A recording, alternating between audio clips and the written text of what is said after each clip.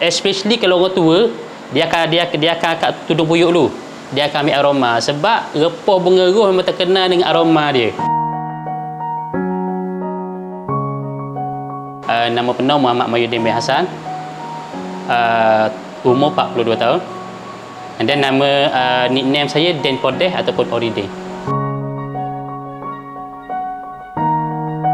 Saya lebih dikenali dengan pengusaha nasi dagang dan certain menu-menu tradisi Terengganu macam nasi dagang, apang kuah, wajik, nasi kunyit. So mostly memang makanan tradisi sarapan orang dulu-dulu orang Terengganu. Saya pandai masak start tahun 2017. Masa tu saya bermula sebagai manager di Papa Rish. Di situlah saya mula belajar masak. Dan tahun itulah saya belajar buat nasi dagang dan saya mula menggunakan repah bunga roh sebab tok guru saya, family saya memang pakai repah bunga roh daripada zaman dulu dah. Daripada tok nenek memang pakai repah bunga roh. Menu tempahan ni dia bergantung pada situasi. Dia ada dua situasi. Kalau cuti sekolah dengan musim raya. Kalau musim raya, of course, nasi dagang. Kalau cuti sekolah, nasi minyak. So, dia dua tu.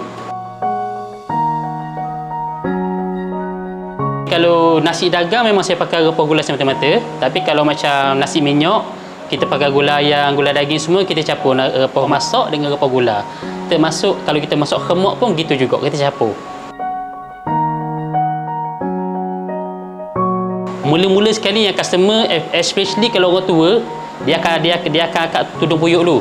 Dia akan ambil aroma sebab repah bunga roh memang terkenal dengan aroma dia. Sebab tu kalau biasa kalau saya buat konten saya akan tulis. Kalau letak repah bunga roh sekapung boleh bau. Kita dah bau, jiran-jiran habis bau. So antara feedback yang paling customer komen adalah bau dia yang bakit dan rasa dia yang light.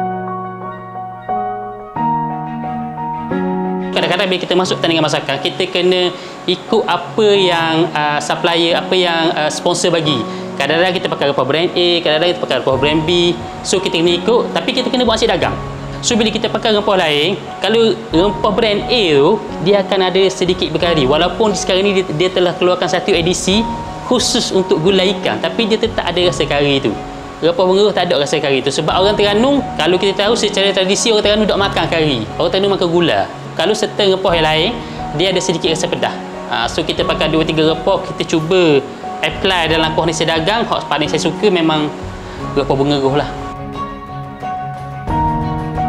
Orang di sana yang suka memasak ataupun yang baru nak belajar masak, boleh cuba repah gula cak bunga roh sebab kalau orang Terengganu, repah gula bunga roh ni memang satu rempah yang wajib ada cerak dapur. Satu repah yang seberguna. Nak buat apa? Kita nak buat sup boleh, nak buat kuih pun boleh, nak buat gula pun boleh, nak masuk ala-ala kari pun boleh. So kata atas satu repah seberguna. Satu lagi, repah ni kita tahu 100% Muslim product. Aroma dia sekapung bau.